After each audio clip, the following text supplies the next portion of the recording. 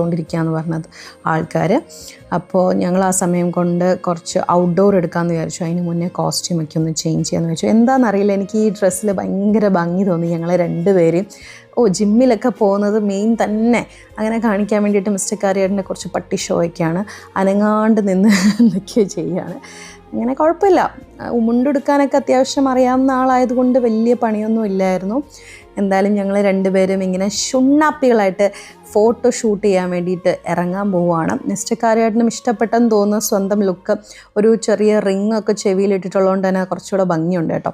അങ്ങനെ ഞങ്ങളുടെ ക്യാമറാമാൻ്റെ അസിസ്റ്റൻ്റായിട്ട് ഞങ്ങൾ അതുല്യനെ ലൈറ്റ് പിടിക്കാൻ ഏൽപ്പിച്ചിരിക്കുകയാണ്. അവൾ അയ്യോ എനിക്ക് വയ്യ, കുറച്ച് നേരം റെസ്റ്റ് എടുക്കട്ടെ എന്ന് പറഞ്ഞിട്ട് അവിടെ ഇരിപ്പുണ്ട്.